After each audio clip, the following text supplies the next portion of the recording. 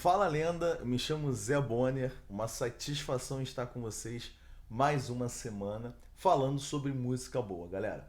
Hoje, a pedido aí do nosso inscrito aqui no canal, Vitor Andrade, falaremos da música, sobre a música Podres Poderes, composição do Caetano Veloso, né? Muito me alegra que falar de Caetano Veloso e gostaria muito de agradecer aí ao Vitor pelo pedido, tá, galera? Sinta-se à vontade também, você que é novo inscrito, que é novo seguidor aqui do nosso trabalho.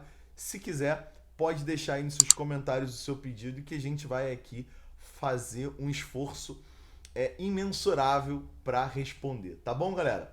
Gente, falar sobre Caetano é muito legal, né? Porque a gente nota, inclusive, que essa composição, Podres Poderes, ela vai estar no álbum Velô, que é um álbum lançado em 1984, né? O 16º álbum de estúdio já que o Caetano tá lançando, isso em 1984, né?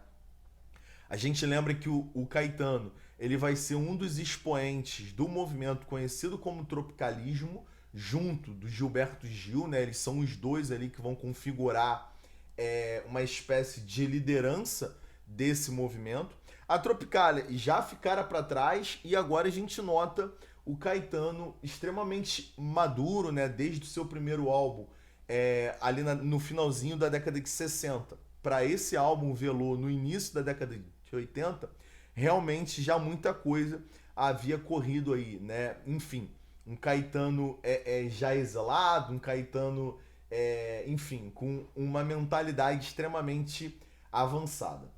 A música Podres Poderes, ela é um grande clássico aí, né? E aí, pra gente analisar ela, eu gostaria, em primeiro lugar, de estar analisando o título. O título Podres Poderes, pra mim, foi pensado de propósito, né? Porque você pensa que a palavra poderes, se você tirar a primeira letrinha ela se transforma em podres, né? Então, a ideia de que todo e qualquer poder ele tem algum tipo de podridão nele, né? Então, a ideia de ficar ali brincando com as palavras foi muito inteligente aí da parte do Caetano.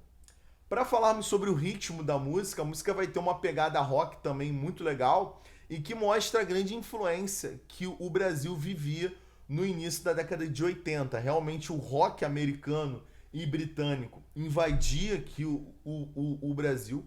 Isso gera muitas bandas de rock, né? E muitos cantores, compositores vão também migrar para esse estilo musical. Pode ser visto como uma lógica de crítica pelo poder estadunidense, o poder do inglês, o que quer que seja, né? Mas o poder cultural acima de tudo, chegando até o Brasil, né? E gerando essa forte influência. Muitos cantores vão, na verdade, copiar o que estava acontecendo lá fora. Agora vamos falar um pouco sobre a música, né? Para falarmos da música, a gente precisa lembrar um pouco do contexto histórico em que a gente passava, década de 80, a nível mundial. A gente falava sobre a Guerra Fria, uma Guerra Fria extremamente desgastada, né, por conta da década de 70. Década de 70 onde você tem o choque do petróleo 1 em 73, o choque do petróleo 1, 2 em 79, realmente gera um grande desgaste. Muitas economias estão em frangalhos, o Brasil é um caso, né? A gente vive o que vai ser chamado depois pela história como década perdida. Então, realmente, a nossa economia ela andava muito mal. A nível interno, galera, a gente está falando sobre o final da ditadura, né? Na verdade, o último ano da ditadura militar brasileira e o início do processo de redemocratização. Falando sobre a letra agora, a primeira estrofe é assim: enquanto os homens exercem seus podres poderes, motos e fuscas avançam os sinais vermelhos e perdem os verdes. Somos uns boçais. E já começa, né, com o pé na porta aí, falando tudo o que precisa ser dito. Bem, galera, aqui nitidamente o Caetano ele põe para conversar os políticos com a população civil, digamos assim, né? A população simples, né? Não rebaixando ninguém aqui, mas a população que não está diretamente ligada à política. Enfim, enquanto eles lá, né, são corruptos, estabelecem o exagero de poder, né, enfim, criam manobras sujas, a população também vai ser corrupta, né? Enfim, ele faz uma alusão a uma coisa extremamente banal, que é assim, banal que é feito, né, de forma bastante corriqueira, que é avançar sinal, mas ao mesmo tempo ele mostra uma lógica de corrupção. Então a parte bacana que ele fala, que ele diz, e perdem os verdes. Esse perdem os verdes é porque, enfim, não passam no sinal verde, porque perdem, porque estão atrasados, mas ao mesmo tempo pode estar ligado à lógica da natureza, né, do desmatamento, das queimadas, muito interessante. Somos uns boçais. Ele fala nós somos, ele se inclui nesse grupo, né? Ele não se vê como algo fora, alguém que está analisando a sociedade, ele se inclui. Ele fala, querer gritar 600 mil vezes como são lindos os burgueses e os japoneses, mas tudo é muito mais. Aqui, em primeiro lugar, né, ele vai ali trabalhar com uma lógica de um pleonasmo, né? Querer, e depois ele faz um exagero, uma hipérbole, né? 600 mil vezes como são lindos os burgueses. Ele está falando dessa lógica de se inferiorizar e ver as pessoas ricas, né? A classe artística, etc., como pessoas que estabelecem regras, como se estabelecem padrões, como se fossem maiores, melhores.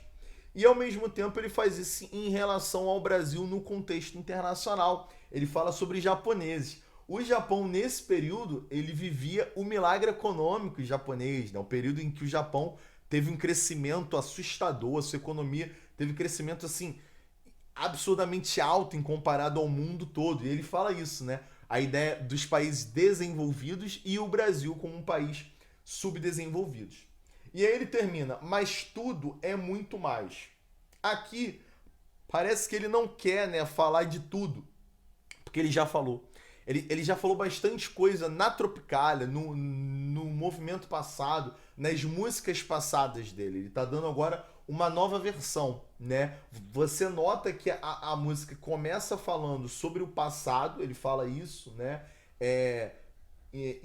Os homens, ele fala que exercem, avançam, perdem, né? Então, o tempo todo trabalhando com uma lógica de presente, desculpa. Presente o tempo todo.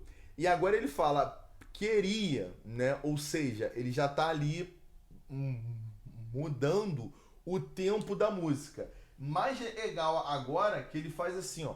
Será que nunca faremos se não confirmar a incompetência da América Católica, que sempre precisará de ridículos tiranos? Nessa parte é a minha parte preferida da música. Mas, enfim, em primeiro lugar, ele fala sobre a Igreja Católica, né? Ele fala América Católica, ele vai trabalhar com uma cacofonia ali, né? América Católica, né? Fica meio com católica, fica meio junto ali, muito bonito a ideia.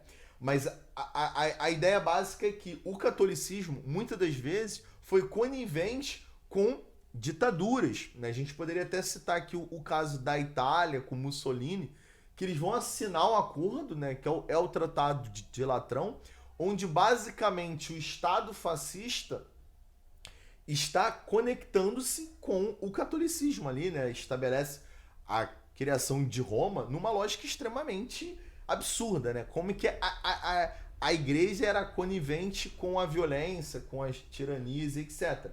E ele fala da América Católica, que precisará de ridículos tiranos, nitidamente fazendo um diálogo com os líderes da América do Sul, com Pinochet, com Perón, com a junta militar brasileira.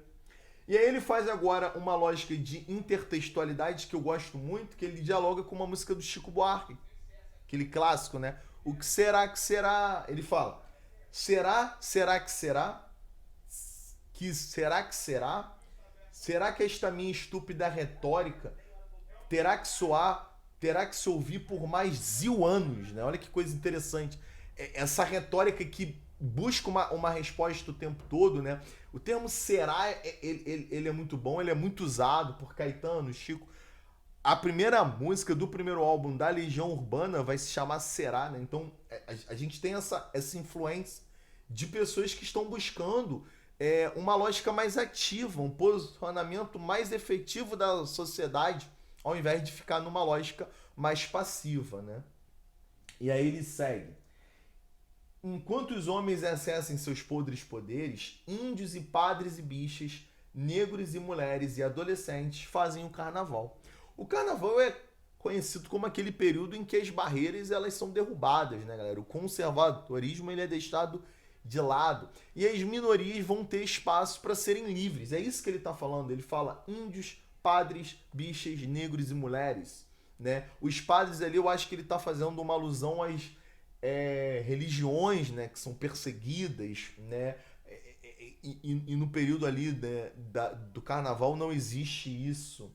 Os índios, as bichas, né? Ele tá falando ao mesmo tempo de fantasias que são muito usadas no o carnaval, né? Se vestir de índio, de padre, de bicha, negros e mulheres, né? E aí ele tá falando sobre isso, de que maneira que essa sociedade extremamente conservadora estabelece padrões que limitam esses grupos de serem livres, de curtirem, serem felizes.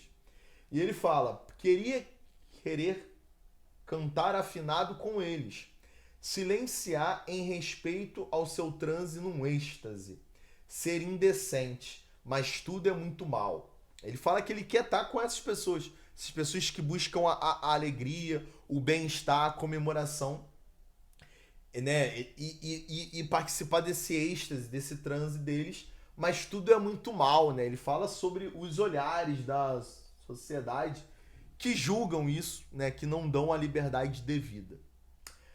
Ele fala: ou então cada paisano e cada capataz com sua burrice fará jorrar sangue demais nos pantanais, nas cidades, caatingas e nos gerais. Sensacional. Ele fala sobre cada paisano. Paisano é a pessoa que não se posiciona, né? Não tem um uniforme, ou seja, consegue estar em qualquer grupo. As pessoas precisam se posicionar, é isso que ele está falando. Elas precisam ter uma posição. E o capataz como a pessoa que estabelece a punição, né? Ele fala: com sua burrice fará jorrar sangue demais nos pantanais, nas cidades, nas caatingas e nos gerais, ou seja, no Brasil todo. Mas ao mesmo tempo, essa partezinha, para mim, dialoga com a primeira estrofe, quando ele fala dos verdes. Gente, os pantanais, caatingas, são vegetações, né? Então, ele está falando sobre o desmatamento, o assassinato da nossa biodiversidade, da nossa fauna, né? E aí ele fala: será que apenas os hermetismos pasquais e os tons, os 1000 tons, seus sons e seus dons geniais nos salvarão dessas trevas e nada mais? Maravilhosa essa estrofe, porque em primeiro lugar ele revela o gosto musical dele. A gente consegue ter um pouco, né, de noção do que ele ouvia e do que dava influência para ele. Ele fala Hermeto Pascoal. Ele está fazendo uma homenagem ao Hermeto Pascoal. Ao mesmo tempo ele fala do Tom Jobim e do Milton Santos.